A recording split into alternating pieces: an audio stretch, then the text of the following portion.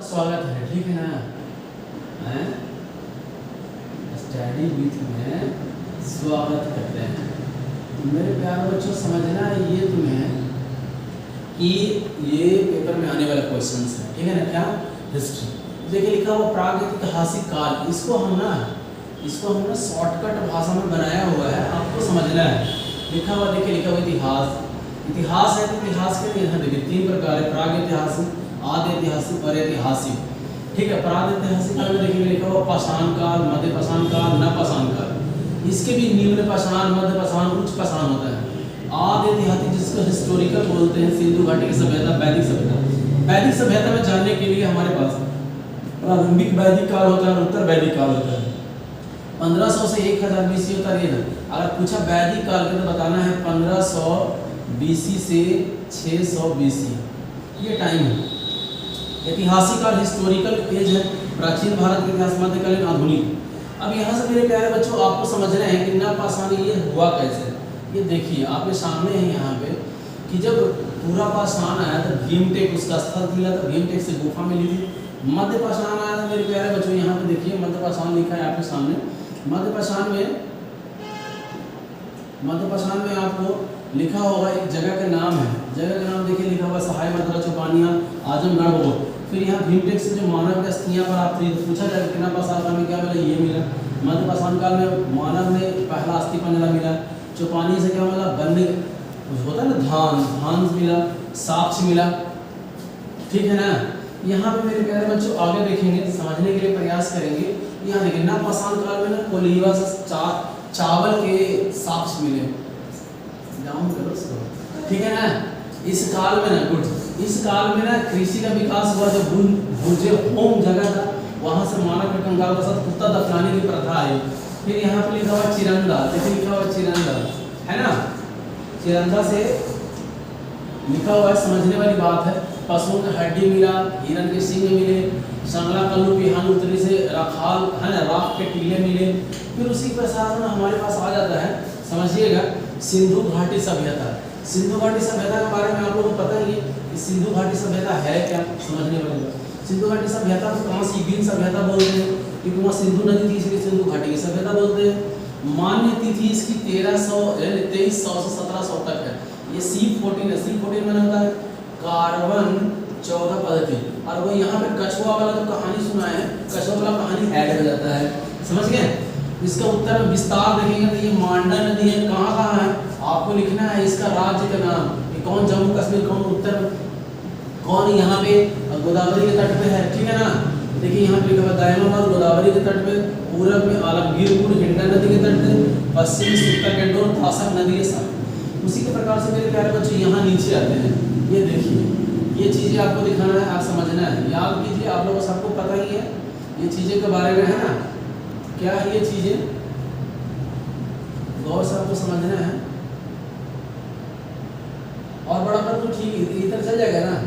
हाँ चलिए आगे मेरे प्यारे बच्चे यहाँ देखेंगे लिखा हुआ है सिंधु घाटी की सभ्यता के महत्वपूर्ण स्थल। इसको पढ़ना कैसे, ऐसे हड़प्पा की खोज 1921 में दयाराम साहनी के नेतृत्व में हुआ। यह शहर वर्तमान के पाकिस्तान के पंजाब प्रांत के माउंट गोमरी जिले में रावी नदी के बाएं तट पे स्थित है, ठीक है ना। एक बार फिर से, हड़प्पा की खोज 1921 में दयाराम साहनी के नेतृत्व में हुआ। यह शहर वर्तमान के पंजाब कहाँ के, पाकिस्तान के पंजाब के रावी नदी के बाएं तट पे, किस जिले में, माउंट गोमरी जिले में। यहाँ से मिला क्या, विशाल सनागार, सावधान, यानी कि कब्रिस्तान है R37, समझे ना, कब्रिस्तान। नृत्य मुद्र खंडित धड़, मतलब नृत्य करते हुए इधर उधर टूटा हुआ चीज, आयताकार मोहरे, और स्त्री के गर्भ से निकला हुआ पौधा, स्त्री के गर्भ में पेट से निकला हुआ पौधा। यहाँ पे मोहनजोदड़ो का शाब्दिक अर्थ होता है मृतकों का टीला। इसकी खोज 1922 में, ठीक है ना, राखाल दास बनर्जी ने की। यह सभ्यता सिंधु सभ्यता के, यानी कि ये लड़काना के, कहाँ के, लड़काना जिले के, पाकिस्तान के लड़काना जिले के सिंधु नदी के दाएं तट पे स्थित है। कैसे दाएं, यहाँ से मेरा विशाल स्नानागार, ब्रांचिंग डांसिंग लेडीज, कांस की नृत्य करती नारी, यहाँ पद्म मुख चिंद्रा है ना, ये 3 मुंह वाला जिसको बोलते हैं अभी वर्तमान के लिए हम लोग शंकर भगवान बोलते हैं, ठीक है ना। यहाँ पे लोथल, लोथल है भोपाल नदी पे अहमदाबाद। ये भारत गुजरात का है। RS राव, ठीक है, सर रंगनाथ राव 1955 लिखा हुआ है। 3 युग्मित पदचिन्ह, डॉकयार्ड, गोडीवार, समझे। यही है बंदरगाह। क्या है मेरे भाई, इसको बोलते हैं बंदरगाह। मनके से बने कारखाने, हाथी दांत के पैमाने इत्यादि। धौलावीरा नवीनतम शहर है धौलावीरा, कच्छ के रण गुजरात। यहाँ एक नदी है, समझिए नहीं, नदी के नाम है लूनी। कौन सी, लूनी। RS राव लिखा हुआ है, RS बिस्ट, ठीक है ना, 90-91 में किया था। और इसके JP देखिए उत्खननकर्ता, यहाँ पे एक और है JP, उन्होंने किया था। यहाँ पे उत्तम व्यवस्था थी जल कुंड के, 10 चिन्ह वाला शिलालेख में। यहाँ पे देखिए लिखा हुआ कालीबंगा, हनुमानगढ़ जिला राजस्थान, BB लालन BK थापड़। जब ये हनुमानगढ़ आ गया, समझ गए कि नहीं, तो यहाँ पे अमलानंद घोष आएगा इनका। अमलानंद घोष ने भी इसकी करी थी खोज। 1961 में एक कच्चे ईंट के जूते भूकंप वाले का कराया। और यहाँ पे ना काली चूड़ियाँ, काली चूड़ियाँ, ठीक है ना, के ढेर मिले। कालीबंगा का शाब्दिक अर्थ होता ही है काली चूड़ियाँ। मेरे प्यारे बच्चों, चाहो तो इसका स्क्रीनशॉट ले लो, क्योंकि किताब में बहुत कुछ लिखा नहीं है, ठीक है ना। ले ली मैंने, तो फिर हम ऐसे जैसे क्लिक करेंगे हट जाएगा, ठीक है, ले ली। ओके रिपोर्ट, यही बोल। अगला है राखी गढ़ी। राखी गढ़ी घग्गर नदी के तट पे है। सूरज भान ने खोज कर हिसार गए हैं, ठीक है। वैसे यहाँ पे फिर यहाँ पे भारत में सैंडल सभ्यता का सबसे बड़ा स्थल है। फिर लिखा हुआ बनावली, ये फतेहाबाद हरियाणा में है, समझिए। हिसार भी यहाँ पे है, हिसार, समझिए। BR बिस्ट है, RS बिस्ट, रविंदर सिंह बिस्ट है। 73-74 में खोज कर पक्की ईंट की बनी हर बहन की आकृति, मनके इत्यादि।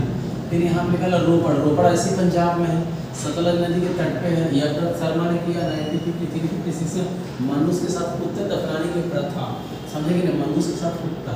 तो मेरे भाई ये थे हमारे थोड़ी से हड़प्पा सभ्यता। अब आ जाते हैं हम लोग वैदिक, समझे ना, वैदिक में देखिए लिखा हुआ है कुल संख्या, वेदों की कुल संख्या कितने मेरे प्यारे बच्चों, 4 है ना। कौन कौन है वो देखेंगे हम लोग नीचे, ठीक है कि नहीं। सबसे पहले यहाँ देख लेते हैं कि वेद आया, तो वेद हुआ क्या, तो वेद के जो संकलन करता है, संकलन में महर्षि कृष्ण द्वैपायन वेद व्यास पूरा नाम इनका, ठीक है ना। ये दिख रहा है ना ढंग से कि नहीं, कोई दिक्कत हो रहा है, बलर समझे ना आ रही है, ठीक है ना। चलिए फिर यहाँ पे देखिए सबसे प्राचीन वेद पूछा आपसे, कौन सा, ऋग्वेद है। ऋग्वेद में कितने मंडल है, 10 मंडल है, सबसे प्राचीन है, 2 से 7 तक हम लिखे हैं, ठीक है ना। फिर यहाँ वेदायनी, ऋग्दायनी, सामवेद, यजुर्वेद, ठीक है ना, ऐसे लिखा हुआ है। फिर यहाँ पे हम लोग देखेंगे कि आर्यों की भाषा कैसी थी, संस्कृत थी, है ना। बुंग कोई अभिलेख में वैदिक देवताओं को इंद्र, वरुण, मित्र, नाथ सब आ गया। वैदिक काल के सबसे प्राचीन देवता इंद्र थे, इनके सम्मान में 250 सूक्त हैं, और अग्नि के लिए सम्मान में 200 है, ठीक है। चलिए मेरे प्यारे बच्चों, आगे समझने के लिए आपको समझाते हैं। जो मैंने ट्रिक से पढ़ाया वो सारा कुछ यहाँ पे है। यहाँ पे फिर ये देख लीजिए, ये ठीक है ना। यहाँ पे है ऋग्वेद के 10वें मंडल, 10वें मंडल में देखिएगा प्रथम के रचयिता का नाम है ये गौतम आदि ने रचा है। और यहाँ पे ऐसे यहाँ द्वितीय के गृत समद ने रचा है, तृतीय के विश्वामित्र ने, ये चौथा वामदेव, 5वां अत्रि, ठीक है ना। और यहाँ लिखा हुआ है कि तृतीय किससे संबंधित है, गायत्री जी से मंत्र से, चौथा किससे, कृषि से संबंधित, और इस सबके बारे में जानकारी नहीं है। ये षष्टम क्या है, भारद्वाज, सप्तम क्या है, वशिष्ठ, 8वां क्या है, कनव ऋषि और उसके परिवार के महिला सदस्य, 9वां है ऋषि पतन उसको कहते हैं, और 10वां के विद्या अन्य, ये सब मिलकर लिखा है। इसमें सोमदेव को कहा गया, इसमें पुरुष सूक्त के बारे में है। फिर मेरे भाई यहाँ पे आगे बढ़ते हैं और देखते हैं, हो गया, आगे देखते हैं, समझना। अब यहाँ से हम लोग समझने का प्रयास करते हैं कि जो वैदिक काल थे, यहाँ पे वैदिक का जब विकास हुआ, ठीक है ना, वैदिक साहित्य का देखिए लिखा हुआ है संहिता, ऋग्वेद, यजुर्वेद, सामवेद, अथर्ववेद। ब्राह्मण में संहिता के भाष्य के रूप लिखा गया ग्रंथ आरण्यक है। ब्राह्मण ग्रंथ के प्रवेश इनकी रचना बनों हुई, इसीलिए आरण्यक है, समझे कि नहीं। उपनिषद है, देख लीजिए यहाँ पे आरण्यक विशिष्ट भाग है, और ये भारतीय दर्शन के स्रोत माना जाता है, सोर्स। यहाँ पे उपवेद के बारे में आ गया, वेद के देखिए, वेद का उपवेद आयुर्वेद है, ठीक है ना। इसको पढ़ने होत कहते हैं ऋतित्व का, संकलन ऋचाओं, ऋचाओं का मतलब होता है एक एक दे दे के किया है किसी ने। यजुर्वेद के धनुर्वेद कहते हैं, अथर्व कहते हैं, कर्ण एवं योग के लिए है, साम वेद है, गंधर्व वेद है, उद्गाता गीता का संकलन है, अथर्ववेद में शिल्प वेद है और ब्राह्मण उसका ऋत्विक है, तंत्र मंत्र रोग निवारण के लिए। समझ में आ रहा है इतना? चलिए आगे बढ़ते मेरे प्यारे बच्चों और यहाँ देखते हैं, समझिएगा गौर से। फिर यहाँ पे देखिए, यहाँ पे है वेदों के मूल वैदिक, यहाँ पे लिखा हुआ है कि मूल वैदिक साहित्य को समझने के लिए, है ना, मूल वैदिक साहित्य को समझने के लिए तो 6 वेदांग ग्रंथ है, कौन? शिक्षा, निरुक्त, कल्प, छंद, व्याकरण, ज्योतिष। अब है कि वैदिक काल में प्रमुख नदियाँ जिनका नाम क्या था, देखिए झेलम था उसका नाम था विदस्तता, सातवा था उसका नाम था सुब्बा, घग्गर का नाम था दुशास्ती, कोमला के गोमती, पूर्वा के कुरु, काबुल के कुंभा, गंडक के सदानीरा। ये सबसे ज़्यादा पेपर में पूछा गया है, IMPT है मेरे प्यारे बच्चों, समझ रहे कि नहीं? और ये सारी नदियाँ जो 2-3 नदियाँ हैं उसको जिसको घेर रहे हैं, है ना, चेनाब को असमी कहता है, रावी को पुरुषनी, ये भी पूछा गया है पेपर में। व्यास को विपाशा कहते हैं, वो इमरान हाशमी वाला विपाशा, समझ गए? और यहाँ सतलज है, सूर्य, है ना। और ये सारी नदियों का नाम हम लोग ढंग से रखेंगे याद। चलिए आगे बढ़े, नदी सूत्र। फिर यहाँ पे देखिए लिखा हुआ है रक्तनीन क्या होते थे? रक्तनीन होते थे राजा के सम्मान के लिए 12 आदमी, सभी मंत्री वैसे। शतपथ ब्राह्मण में रक्तनीन की चर्चा है। ग्रामीण है, युवराज है, पटमहिषी, पुरोहित, सेनानी, सूद, अक्षबा, धात्वा, भागदूत, सही अर्थ, पागल, है ना, लिखे पालागाल और गविका। ये सब हम बाद में बताएंगे आपको कि है क्या, बस जान लीजिए। रक्तनीनों की चर्चा, कितनी रक्तनीन है? 12 है, इसकी चर्चा कहाँ है वो सब जान। उसके बाद मेरे पास यहाँ देखिए संस्कार कुछ है, क्या है? संस्कार देखिए यहाँ पे, है ना, गंध लिखा हुआ है, गंधर्व विवाह है, देखिए लिखा हुआ है विवाहों के बारे में, है ना, ये सारा संस्कार है, ये सारा संस्कार है। जातक, कर, प्रवास, धर्मास, दीर्घास, अन्न, चूड़ा, कर्णवेद, विवाह। अब यहाँ पे देखिए इसके बाद में यहाँ उपनयन संस्कार, वेदारंभ, केदांत, उपनयन संस्कार, अभिव्यक्त, विवाह, अंत्येष्टि मैंने मर जाना। क्या होता है? मर जाना।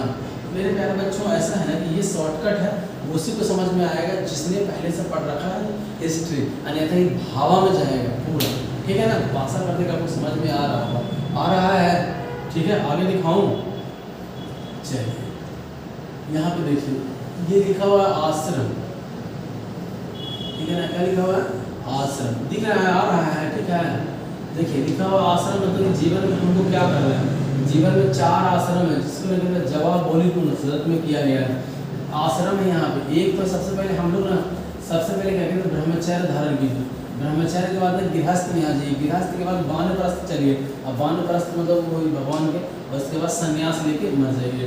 यहाँ उस प्रकार से विवाह है, देखिए ब्रह्मा विवाह है, देव विवाह है, आर्य विवाह है, प्रजापति विवाह, असुर विवाह, गंधर्व विवाह, राक्षस विवाह, 50 विवाह, ठीक है। अब ये देखिए चीज़ें हम आपको एक दिन पढ़ाए थे जो आपको समझ में आ रहा होगा, ठीक है ना। अब क्या है देखिए कि आरंभ वेद है हमारे, ऋग वेद है, इसकी शाखा कोई नहीं, देखिए ब्राह्मण ऐतरेय कौशिक तक की, है ना, ऐतरेय कौशिक तक की उपनिषद, देखिए उपनिषद भी है यहाँ पे, देखिए लिखे विशेषता क्या है। फिर यहाँ पे है यजुर्वेद की विशेषता, है ना, ये कौन कौन के हैं? मैत्राणी, तैतराई, मैत्राणी, ऐसे कट। अब देखिए यहाँ श्वेतांबर लिखा हुआ है, ठीक है ना, लिखा हुआ है श्वेतांबर। श्वेतांबर से क्या लिया गया है? आगे चलेंगे तो पता चलेगा आपको कि क्या क्या लिया गया, क्यों हम पढ़ा रहे हैं आपको, ठीक है। यहाँ पे साम वेद है, साम वेद के जितने शाखा हैं, और ये 25 छंदों की जामिनी षष्ठी, ये इसके नाम है। अब यहाँ पे लिखा हुआ है, पढ़िएगा आपको कि कृष्ण का उल्लेख कहाँ है? ब्रह्मचार्य, गृहस्थ, वानप्रस्थ, तीनों का उल्लेख इस छंदों को उपनिषद में किया गया। किस उपनिषद में? छंदों को उपनिषद में। यहाँ से चलेंगे मेरे भाई, आगे बढ़ेंगे। मुंडक उपनिषद से देखिए सबसे छोटा है, और देखिए करेगा मुंडक उपनिषद में सत्यमेव जयते का उल्लेख है, समझ आएगा नहीं। तो श्वेतांबर जो हम आ जाए आप लोग देखे थे श्वेतांबर, यहाँ पे ओम नमः शिवाय, क्या है? ओम नमः शिवाय, ये लिया गया है ऋग्वेद से, क्या है? ऋग्वेद से तामसो माँ जो ज्योतिर्गमयो लिया गया, हे माँ मुझे प्रकाश, अंधकार से प्रकाश की ओर ले चलो, ठीक है ना। अब यहाँ से जैन धर्म आ जाता है, जैन धर्म के बारे में भी हम लोग समझ लेंगे, ठीक है ना। देखते हैं अगले वीडियो में हम लोग जैन धर्म से देखते हैं।